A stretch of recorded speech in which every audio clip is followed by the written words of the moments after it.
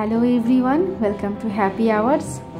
বাড়িতে দ্বিতীয় দিন, গতকাল রাত্রেই আড্ডা দিয়ে গল্প করে শুতে অনেকটাই লেট হয়ে গেছিলো। বাজে এখন 6টা। উঠে পড়েছি ফ্রেশ হয়ে। এখন বাবা বানিয়ে দিল চা। এই বাবার হাতে চাটা কি অনবদ্য যে লাগে কি বলবো। কিছুক্ষণ পরেই রাহি উঠে পড়েছে, ওকে ব্রাশ করতে দিয়েছি, ব্রাশ করে নিক। তারপরে ওকে খাওয়াতে নিয়ে চলে এলাম। খাচ্ছেও দুধ কর্নফ্লেক্স। আগে তো ডাস্ট করে দিতাম কর্নফ্লেক্সটা একদম, কিন্তু এখন ওকে জাস্ট সোক করে দিলে দুধের মধ্যে আরামসে খেয়ে নেয়। মেয়েটা আমার বড় হচ্ছে। আর এই যে দেখছেন, যে বাড়িতে নাকি সকালে ঘুম থেকে উঠে চিয়া সিড জল খায়, সারাদিন ডাইজেস্টটাতে ভালো করে হয়, সেই সকালে ঘুম থেকে উঠে চাটা খেয়ে এখন খাচ্ছে সর দিয়ে মুড়ি। বাড়ির মানে দুধের সরটা অন্যরকমই, বুঝতে পারছেন, পুরো হয়ে সর, সেই সর দিয়ে মুড়ি খাচ্ছে। ছোটোবেলায় নাকি এটা খেয়ে পড়তে বসতো। ছোটোবেলাগুলো আমি আর বারণ করলাম না, জানি ওর ডাইজেস্ট এখন ঠিক করা হবে না, অভ্যাস নেই, তবুও আর কি। আর এদিকে ভাইও তাই খাচ্ছে। এদিকে আমি বানিয়ে নিয়েছি আমার ঘুগনি কমপ্লিট, ডাল ফুটছে, তার সাথে শাক ভাজা হবে, মাছ হবে, চাটনি হবে, অনেক কিছু। আর মা এদিকে আমাকে বললো, ঝিলিক শাক করবি তো, আয় চল বাড়ির থেকেই শাক তুলে দিই, তুই বানা। এই যে মা এখন শাক তুলতে এসেছে। কি একটা অন্যরকম ভালো লাগা না, যে বাড়ির জিনিস এরকম করে মানে অ্যাভেলেবেল মনে করো তো তুমি তুলে খেতে পারবে।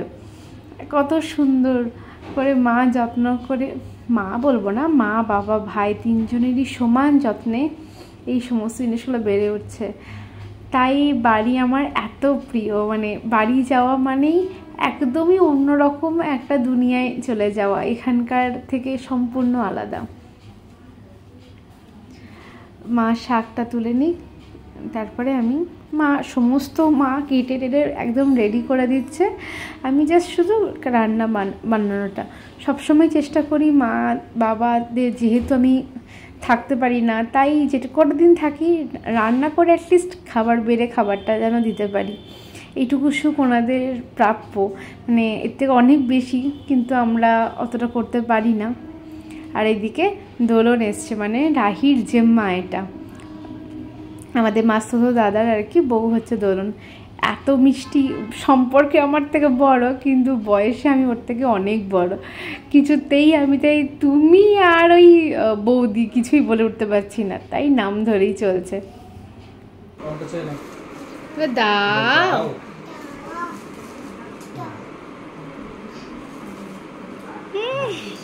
বুড়ি খেতে গেলে ফ্ল্যাঙ্কিসি দাও, ফ্ল্যাঙ্কিসি এই এক এমন করে দিচ্ছে। কটা ম্যাঙ্গো নেবে? কটা ম্যাঙ্গো নেবে? একটা, 5টা। একজনের না খেতে খেতে ঘুম। সবাই মিলে খেতে বসেছি এখানে। আমারও এখানে আছে, আর রু ওখানে বিছানায় বসে আছে, আর থাম্মা ওখানে, আর আমি এখানে। এখন আমরা রেডি হয়ে, আমি, দোলন, তারপরে ওদিকে দাদা এসছে, দাদা আর রনো, হয়তো বাড়ি থেকে কাকিমারা, সবাই মিলে আমরা এখন চললাম মন্দিরে প্রণাম করে আসি মায়ের কাছ থেকে আরেকবার। আর এই যে এই শাড়িটা আমার এখানে রাখা ছিল, মানে আমার বিয়ের গিফটেড শাড়ি, কোনোদিন ভাঙা হয়নি, আজকেই ভাঙলাম। মানে ইভেন পাটটার কিছু বসানো নেই, নতুন ভাঙলে যেটা হয় আর কি, তাই পরলাম। এই ব্লাউজের সাথে এই ব্লাউজটা ক্যারি করছিলাম, তাই এই ব্লাউজটা দিয়েই পরলাম।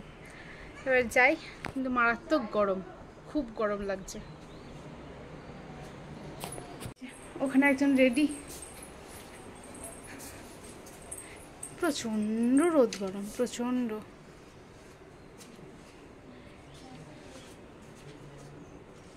একটু পরে বেরোচ্ছ, দাঁড়াও না।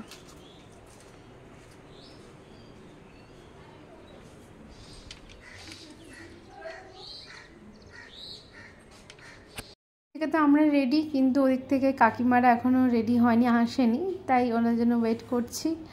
আর রাহিকে ঘুম পাড়িয়ে রেখেছি, ঠাম্মা দাদুর কাছে থাকুকও, আমরা যাই ঘুরে আসি। এই রোদ গরমে আর ওকে নিয়ে বেরোবো না, কি অনেক জার্নি হয়েছে। ঘুমাচ্ছে, ঘুমাক। আর এই যে বললাম একটু বড়মশাইকে একটু ফটো তুলে দাও, আমার তুলে দিচ্ছে ফটো খানিক, জাস্ট সময়টা আর কি কাটানো, কতক্ষণে আমরা যেতে পারবো মন্দিরে। ইভেন পুজোটা শেষ হয়ে যায় 4:30 5টার মধ্যেই আর কি, তো তার মধ্যেই করে যেতে হবে। আর শেষের দিকটাতে তো চোট এগুলো হয় আর কি, সেই জন্য তার আগে আগে করে যেতে হবে। এদিকে চলে এসছে সবাই, বেরিয়ে পড়ছি আমরা। কাকিমা, মৌ, এটা হচ্ছে আমাদের ছোট্ট বোন মৌ, আমরা সবাই মিলে এখন যাচ্ছি। ভাই আর দাদা চললো বাইকে, আর আমরা সবাই মিলে যাব হচ্ছে টোটোতে।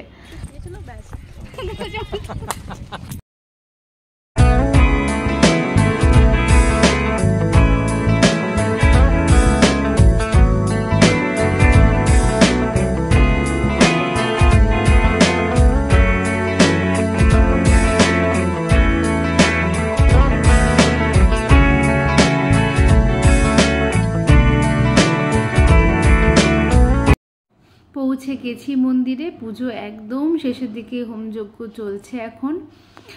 ভেতর দিকটা করে মন্দির, ঠাকুর ঘর মন্দির রয়েছে আর কি, আর এটা বাইরের দিকে করে যাতে সমস্ত মানুষ ভালো করে দাঁড়িয়ে পুজো দেখতে পারে, তাই এই আটচালাটার মধ্যে মায়ের পুজোটা হয়। শেষে হোমযজ্ঞ চলছে, আমি আমাদের প্রত্যেকের নামে সংকল্প করে পুজো দিলাম। তারপরে আর কি, পুজো মানেই তো এই আনন্দ, মজা, গল্প, ফটো তোলা তো মাস্ট, তাই এখন সবাই মিলে করছি। আর চারিদিক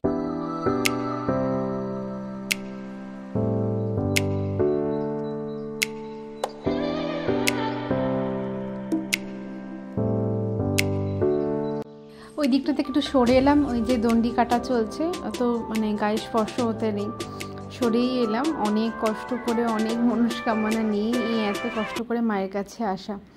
এদিকে রাহির জন্য নিয়ে নিয়েছি একটা বেলুন, মেয়েটাকে তো বাড়িতে রেখে এসেছি, দেখলে আনন্দ পাবে।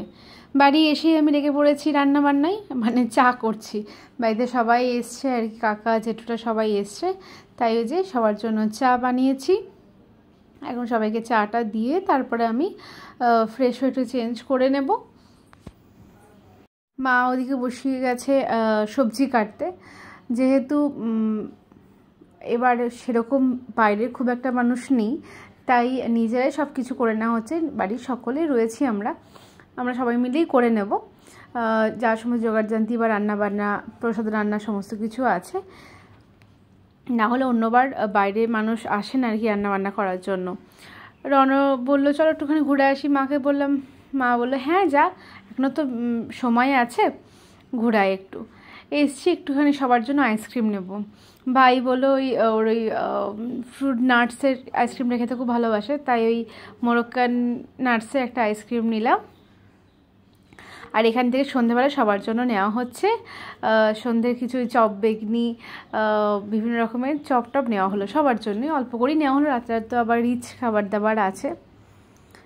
বাড়ি এসেই এই যে রন আমাকে হেল্প করছে, সমস্ত মশলাগুলো রেডি করে দিচ্ছে, ও করুক, ততক্ষণ আমি রাহিকে খাইয়ে নিই, তারপরে আমি কোমর বেঁধে লাগবো রান্না করতে। জানি না কেমন হবে, কারণ মাটন করাটা আমার খুব একটা অভ্যাস নেই, খাওয়া দাওয়াটা তো আমার অতটা ভালোবাসি না, তাই আর কি দেখা যাক যেমন পারবো। বাড়ির সব মানুষ খেটে নেবে ঠিক।